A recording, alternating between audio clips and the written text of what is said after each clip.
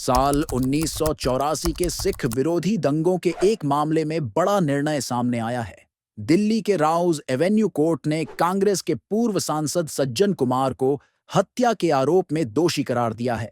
यह केस सिख विरोधी दंगों से जुड़ा हुआ है, जिसमें सैकड़ों सिखों की जानें गई थीं और बड़े पैमाने पर संपत्ति की नष्ट हुई थी। कोर्ट के इस निर्णय को दंगा पीड़ितों के लिए न्याय की दिशा में एक महत्वपूर्ण कदम माना जा रहा है। सज्जन कुमार पर आरोप था कि उन्होंने दंगों के दौरान हत्या और उपद्रव को उकसाया था। अब उनकी सजा पर 18 फरवरी को बहस होनी प्रस्तावित है, जिसमें यह तय होगा कि उन्हें किस प्रकार की सजा दी जाएगी। दिल्ली विधानसभा चुनाव में मिली हार के बाद आम आदमी पार्टी एएपी के संयोजक और दिल्ली के मुख्यमंत्री अरविंद केजरीवाल के लिए मुसीबतें बढ़ने का अंदेशा है। भ्रष्टाचार निरोधक ब्यूरो एसीबी ने उन पर विधायकों की खरीद फरोख्त के आरोपों की जांच शुरू कर दी है, जिसमें एएपी के कई नेता शामिल हैं। एसीबी ने केजरीवाल के साथ साथ आप नेता मुकेश अहलावत और संजय सिंह को भी नोटिस भेजा है। इन्हें आरोपों के संबंध में ठोस साक्ष्य पेश करने को कहा गया है। इस प्रकरण पर केजरीवाल ने भी प्रतिक्रिया दी है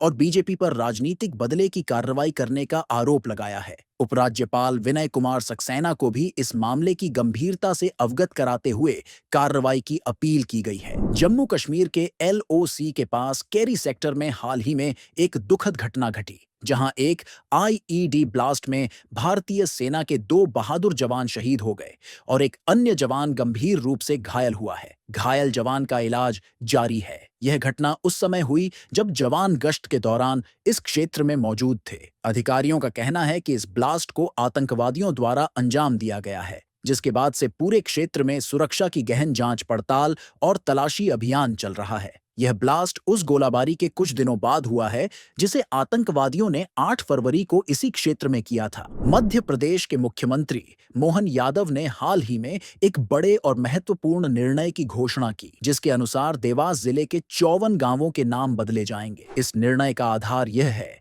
कि इन गांवों के नाम उर्दू शब्दों पर आधारित हैं, जिसे बदलकर अधिक स्थानीय और सांस्कृतिक रूप से प्रासंगिक नामों से प्रतिस्थापित किया जाएगा। यह निर्णय बीजेपी के नेताओं की लंबे समय से चली आ रही मांग पर विचार करते हुए लिया गया है। मुख्यमंत्री यादव के अनुसार यह कदम स्थानीय समुदाय की भावनाओं और सांस्कृतिक पहचान को मजबूती प्रदान करेगा। सऊदी अरब की सरकार ने हज यात्रा के लिए नई गाइडलाइंस जारी की है, जिसमें इस वर्ष बच्चों को हज यात्रा में ले जाने पर प्रतिबंध लगा दिया गया है। इस फैसले के पीछे की प्रमुख वजहों में से एक बच्चों की सुरक्षा और हज के दौरान भीड़-भाड़ के प्रबंधन को बेहतर बनाना है। सऊदी हज और उमराह मंत्रालय के अनुसार इस प्रतिबंध का मुख्य उद्देश्य यात्रा के दौरान उत्पन्न हो सकने वाली संभावित जटिलताओं से बच्चों को बचाना है। इसके अलावा सऊदी अरब सरकार ने वीजा नीति में भी महत्वपूर्ण बदलाव किया है, जिसके अंतर्गत भारत सहित 14 देशों के नागरिकों को